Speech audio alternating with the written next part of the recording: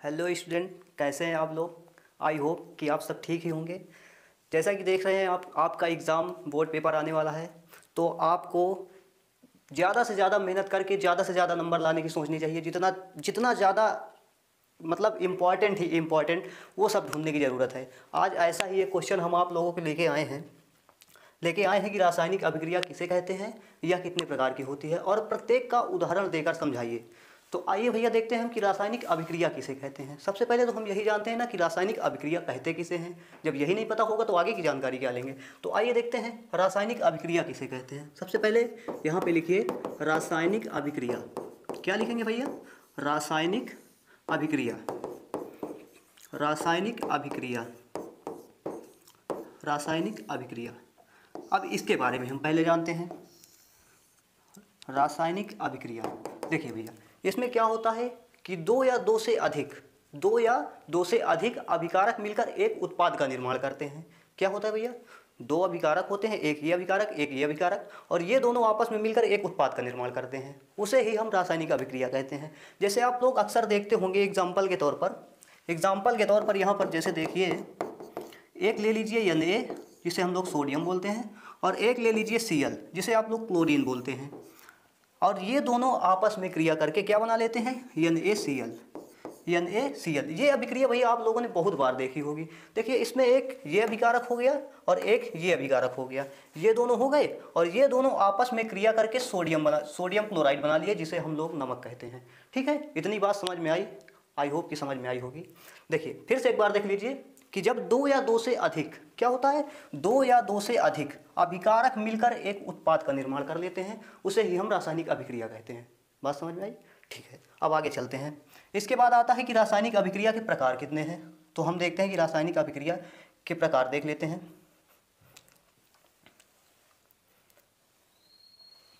देखिए भैया, यहाँ पे लिखिएगा रासायनिक अभिक्रिया के प्रकार।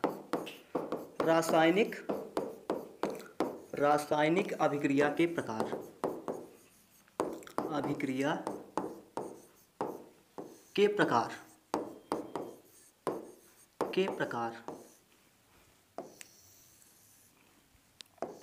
रासायनिक अभिक्रिया के प्रकार। देखिए भैया, रासायनिक अभिक्रिया को हम मुख्यतः तीन भागों में बांटते हैं। कितने भागों में? तीन भागों में। देखिए, देखते हैं कौन कौन से तीन भाग हैं। तीनों भागों को उनके बारे में भी जानना है हमें। देखिए भैया, पहला इसका होता है संयोजन अभिक्रिया।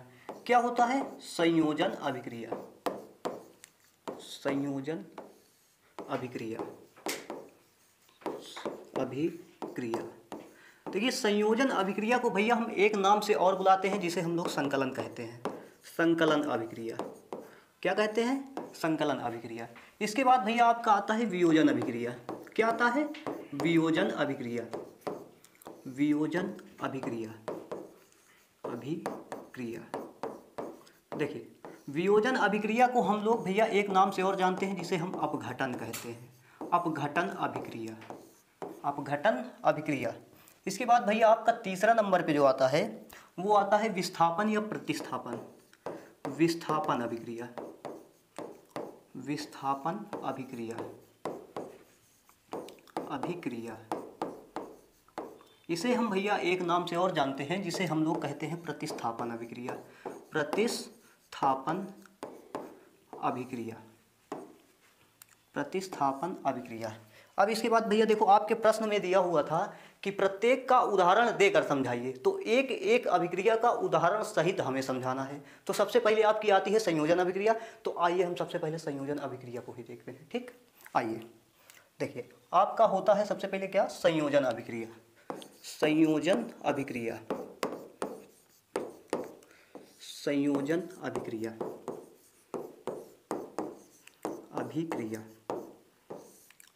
भैया, संयोजन अभिक्रिया किसे कहते हैं? ये बड़ा मुद्दा उठा कि आखिर संयोजन अभिक्रिया है क्या, है कि नहीं।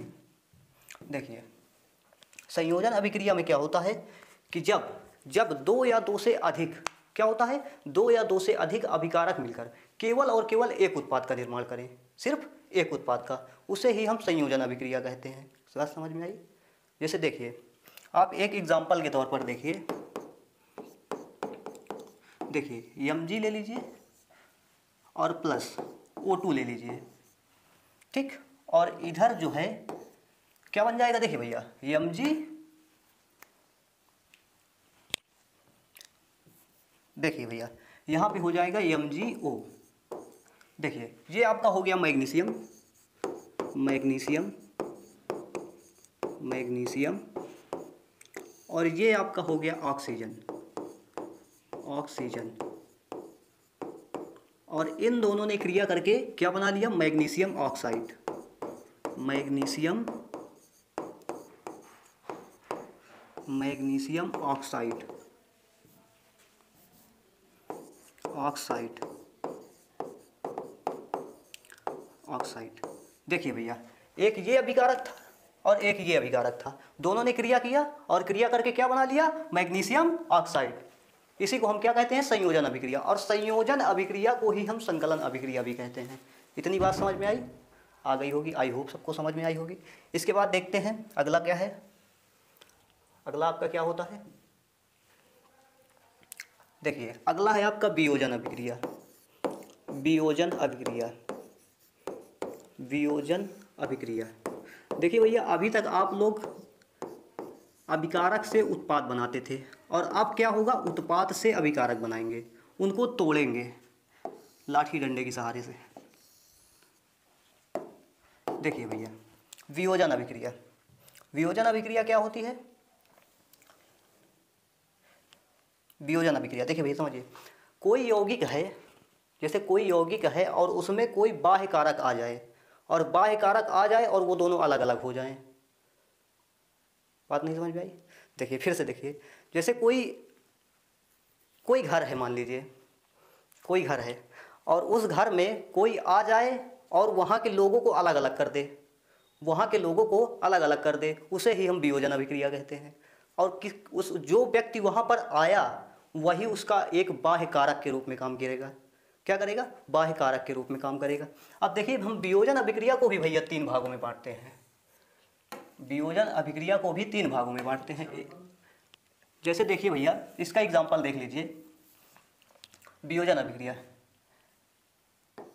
वियोजन अभिक्रिया इसका एग्जाम्पल देखिए।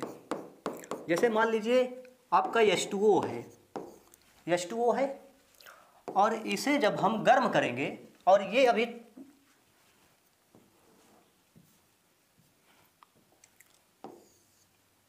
देखिए भैया जब इसे गर्म करेंगे तो ये H2 और प्लस O2 में टूट जाएगा, अलग अलग हो जाएगा, हो जाएगा, बिल्कुल हो जाएगा। अब देखिए इसी तरह जैसे वियोजन अभिक्रिया को हम, अब देखो वियोजन अभिक्रिया को हम 3 भागों में बांटते हैं, तो उन तीनों भाग को भी देख लिया जाए, देख लिया जाए ना। देखिए वियोजन अभिक्रिया, वियोजन अभिक्रिया, अभिक्रिया, वियोजन अभिक्रिया।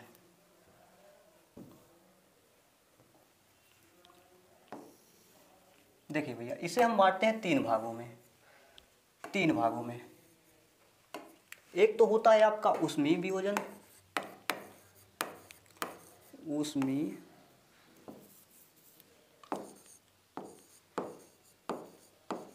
ऊष्मीय वियोजन, एक होता है आपका विद्युत वियोजन, विद्युत वियोजन, वियोजन, और एक होता है आपका प्रकाशीय वियोजन। क्या होता है भैया, प्रकाशीय वियोजन, प्रकाशीय वियोजन। देखिए भैया अब इनके बारे में भी थोड़ा थोड़ा जान लेते हैं। देखिए ऊष्मीय वियोजन क्या होता है कि जैसे कोई एक यौगिक है और उसमें हम ऊष्मा दे दें, क्या दे दें, ऊष्मा दे दें, और वो अलग अलग हो जाए, तो उसे ही हम ऊष्मीय वियोजन कहते हैं। ऊष्मा का मतलब समझ रहे हैं ना, उसको गर्म करें, क्या करें, उसको गर्म करें। जैसे देखिए इसका एग्जाम्पल एक जरा देख लीजिए ऊष्मीय वियोजन का। जैसे मान लीजिए यहाँ पर Ca और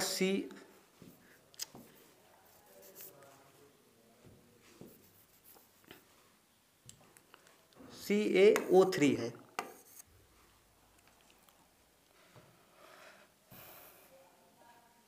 CaO3 और इसमें भैया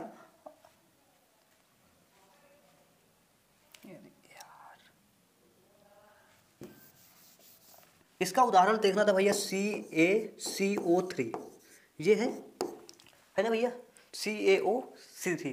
अब इसको हम गर्म करेंगे, क्या करेंगे, ऊष्मा देंगे, क्योंकि हम क्या कर रहे हैं, ऊष्मीय वियोजन पढ़ रहे हैं ना, तो इसको हम गर्म करेंगे, इसको हम गर्म करेंगे, गर्म करेंगे। जब गर्म करेंगे तो देखिए यहाँ पर क्या होगा, ये CO2 गैस निकल जाएगी, एक तो टूटेगा CO2 और एक बन जाएगा Ca और O बन जाएगा, कैल्शियम ऑक्साइड बन जाएगा। ठीक भैया, ये है आपका ऊष्मीय, यहाँ पे लिख दीजिएगा ऊष्मीय वियोजन, ऊष्मीय वियोजन। ये भैया आपका हो गया ऊष्मीय वियोजन। बात समझ में आई? देखिए इसमें ये एक यौगिक था और हमने इसमें ऊष्मा दी, ऊष्मा मतलब इसको गर्म किया, और जब गर्म किया तो ये कार्बन डाइऑक्साइड और कैल्शियम ऑक्साइड में टूट गया, अलग अलग हो गया। यही आपका है ऊष्मीय वियोजन। ठीक, अब इसके बाद आता है आपका विद्युत वियोजन। विद्युत वियोजन में क्या होता है कि जैसे कोई यौगिक है और उसमें हम विद्युत धारा प्रवाहित कर दें, क्या कर दें, उसे करंट दे दें और वो अलग अलग हो जाए, उसे ही हम विद्युत वियोजन कहते हैं। क्या कहते हैं? विद्युत वियोजन। जैसे देखिए यहाँ पर ये H2O है, एग्जाम्पल देख लीजिए, H2O है और इसमें हमने विद्युत धारा प्रवाहित करा दी, विद्युत धारा। ठीक, जब विद्युत धारा प्रवाहित कराई तो यहाँ से ये हाइड्रोजन अलग हो गया और ये ऑक्सीजन अलग हो गया, दोनों अलग अलग हो गए। यही आपका है विद्युत वियोजन। बात समझ में आई? अब इसके बाद देखिए प्रकाशीय वियोजन किसे कहते हैं, ये भी देख लीजिए भैया, प्रकाशीय वियोजन। देखिए भैया, मान लीजिए कोई यौगिक बनकर तैयार हुआ, क्या हुआ, कोई यौगिक बनकर तैयार हुआ और उसे हम ले जाकर सूर्य के प्रकाश में रख दिए। किस में रख दिए? सूर्य के प्रकाश में, खुले में, छत पर रख दिए, बाहर रख दिए और वो अलग अलग हो गया। क्या हुआ? वो अलग अलग हो गया, उसे ही हम प्रकाशीय वियोजन कहते हैं। क्या कहते हैं? प्रकाशीय वियोजन। जैसे भैया देखिए एक एग्जाम्पल हम आपको देते हैं, यहाँ पर एग्जाम्पल देख लीजिए। एग्जाम्पल जैसे मान लीजिए AgCl है, AgCl है, ठीक, और इसमें हमने क्या किया, प्रकाशीय वियोजन करा दिया, प्रकाशीय वियोजन करा दिया, प्रकाशीय वियोजन करा दिया। जब प्रकाशीय वियोजन कराए तो ये अलग अलग हो गया, यहाँ Ag टूट गया और यहाँ Cl टूट गया, दोनों अलग अलग हो गए। इसे ही क्या कहते हैं भैया? इसे ही हम प्रकाशीय वियोजन कहते हैं। देखिए ये यौगिक यहाँ बनकर तैयार हुआ था और इसे ले जाकर हमने प्रकाश में रख दिया और देखते हैं कि कुछ समय बाद इसमें Ag अलग हो जाता है और Cl अलग हो जाता है। यही आपका प्रकाशीय वियोजन कहलाता है। ठीक, अब इसके बाद आपका तीसरा पॉइंट पढ़ना था विस्थापन या प्रतिस्थापन अभिक्रिया। क्या पढ़ना था भैया?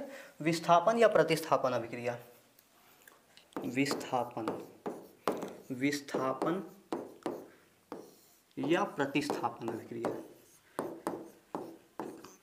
या प्रतिस्थापन अभिक्रिया।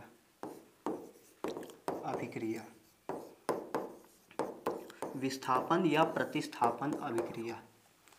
देखिए भैया इसको समझिए जरा, आखिर विस्थापन का मतलब होता क्या है? विस्थापन का मतलब आखिर होता क्या है?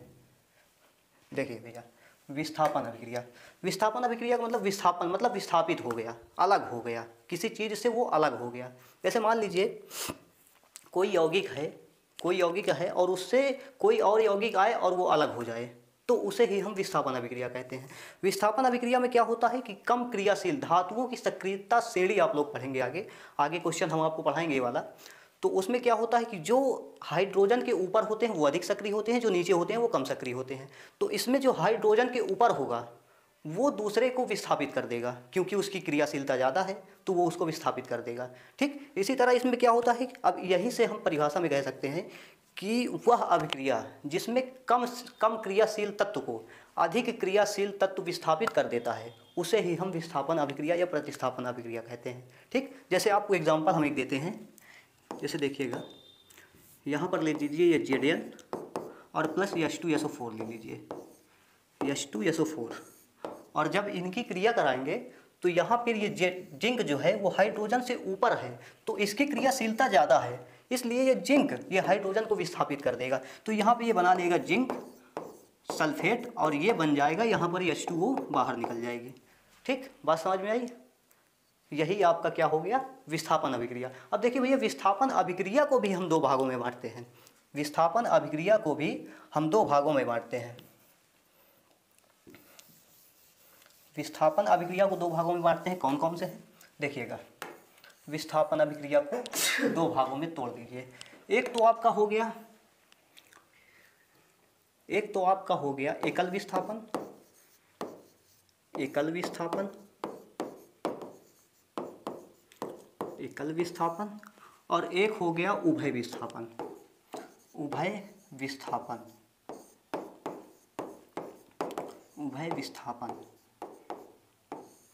ठीक भैया। अब देखिए जरा, एकल विस्थापन का मतलब क्या होगा, आखिर एकल विस्थापन भी तो क्या है, उसको भी तो जाने। देखिए एकल विस्थापन में क्या होता है कि कोई एक तत्व विस्थापित होता है। क्या होता है, कोई एक तत्व विस्थापित होता है। देखिए अब यहाँ से अगर हम कहें, जैसे परिभाषा में कहें कि वह रासायनिक अभिक्रिया जिसमें किसी एक तत्व का विस्थापन होता है, उसे हम एकल विस्थापन अभिक्रिया कहते हैं। जैसे एग्जाम्पल के तौर पर अभी हमने आपको बताया था Zn प्लस H2SO4 बताया था भैया। अब देखो यहाँ पर ये Zn H को विस्थापित कर दिया था, तो क्या हो गया था, ZnSO4 और प्लस यहाँ पर H2 गैस निकल गई थी। देखिए इसमें एक ही तत्व तो विस्थापित हुआ, सिर्फ हाइड्रोजन बस तो इससे अलग हुआ, बाकी तो और कोई अलग हुए नहीं। यहाँ पर ये Zn आया और हाइड्रोजन को विस्थापित कर दिया, यहाँ पर ZnSO4 बना लिया। ठीक, यही एकल विस्थापन हो गया। बात समझ में आई? आई होप कि समझ में आई होगी। इसके बाद भैया देखिए, आपका अगला जो है वो है उभय विस्थापन। उभय विस्थापन देख लीजिए। उभय विस्थापन में क्या होता है कि जिस रासायनिक अभिक्रिया में एक, दो या दो से अधिक, क्या होता है, दो या दो से अधिक तत्व विस्थापित होते हैं, उसे ही हम उभय विस्थापन कहते हैं। क्या कहते हैं, उभय विस्थापन। जैसे आपको एक एग्जाम्पल के तौर पर हम बताते हैं। जैसे एग्जाम्पल के तौर पर देख लीजिए, यहाँ पर आप ले लीजिए Na2SO4 और प्लस ले लीजिए BaCl2, और इधर जब इनकी क्रिया कराएंगे तो देखिए यहाँ पर ये सोडियम इसे बेरियम को विस्थापित कर देगा, तो ये बना लेगा यहाँ पर सोडियम क्लोराइड। क्या बना लेगा, सोडियम क्लोराइड। और ये जो बेरियम, ये आकर सल्फेट के साथ क्रिया कर लेगा। जब सल्फेट के साथ कर लेगा तो BaSO4 बना लेगा। अब देखिए इसमें क्या हुआ कि दो विस्थापन हुए कि नहीं, एक ये सोडियम चला गया क्लोरीन के साथ, ये पहला विस्थापन हो गया, और दूसरा विस्थापन ये Ba आके ये सल्फेट से जुड़ गया। क्या हुआ, सल्फेट से जुड़ गया, और ये जुड़कर क्या बना लिया, बेरियम सल्फेट, और ये आपका NaCl सोडियम क्लोराइड बन गया। यही आपकी हो गई वह विस्थापन अभिक्रिया। ठीक भैया, अब आज के लिए भैया इतना ही रहने दें। आगे कल के जो मोस्ट इम्पॉर्टेंट क्वेश्चन है वो हम आपको कल कराने वाले हैं। वो आपको हम कल कराने वाले हैं। ठीक, ये आज आपका एक क्वेश्चन हुआ है। इसके बाद आगे बहुत सारे क्वेश्चन ऐसे हैं जो हम आपको रोज़ लाते रहेंगे। तो आप परेशान ना होइए, बस पढ़ते रहिए, इनकी अच्छे से तैयारी करिए। बाकी मिलते हैं कल। जय हिंद, जय भारत।